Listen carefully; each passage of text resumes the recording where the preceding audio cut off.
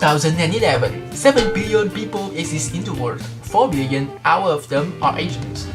There are 0.2 billion people coming from the Middle East, 1.2 from India, 1.3 from China, and 1.3 from Asia Pacific. Nowadays, they aren't only living in their homeland, but also present around the world, especially the Chinese.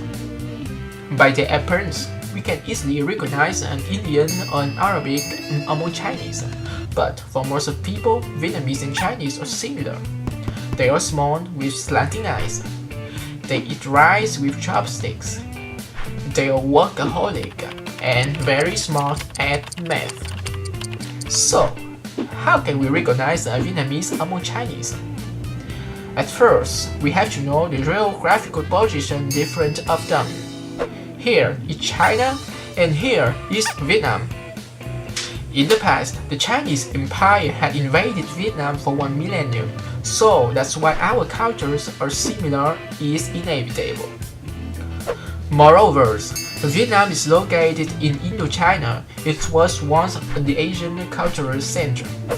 They are mixed between the Indian and Chinese cultures. We spoke the same language as the Thai, but our writing based on the Chinese character. This method called the num. The principle is we use the pronunciation of sinogram to express the meaning in the Vietnamese. Here's the word writing in Chinese that pronounced một. In Cantonese, it means do not, but in Vietnamese, this pronunciation means the number 1. This writing method also exists in the other nearby countries of China, like Korea and Japan. As you know, at present, Korean and Japanese still write on sinogram, but we Vietnamese, we don't use it anymore. Why?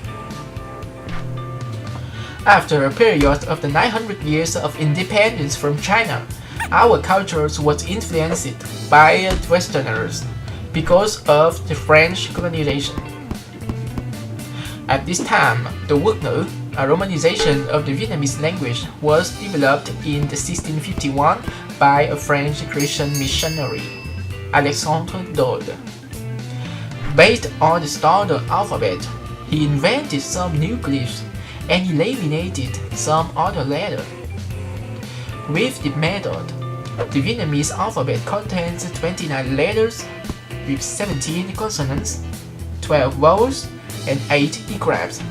To express these tones in the Vietnamese vocabulary, we add accent on the vowels. The acute accent for the high rising, the tilde for the glottalized rising, nothing for the mid-level, the hook for the deeping, the grave accent for the low falling, and the dot below for the low glottalized falling. Look at the previous example. This is the number 1 writing in num that pronounces một. By using the Quốc ngữ, we write what we hear, the M, the O, the T, and the dot below on the O to have the tone. But during that time, the Quốc ngữ was used as a tool to colonize and to carry on missionary work. Most people were illiterate or knew little of the num character. After the Revolution of August in 1945, modern Vietnam was born. Thanks to its simplicity, the Quốc ngữ became the main writing of the country. It's used in the education, in the administration, and in the communication. Nowadays, the Vietnamese culture is still practicing the mix. We have similar traditional customs as Chinese. We speak in the style of Thai, and we write in Latin as the Westerners. In brief, if you see a pretty Asian man walking down the street, to know if he's Chinese or Vietnamese, you just take a look on his notebook. I'm proud to be Vietnamese, and as artist, I am a me universal.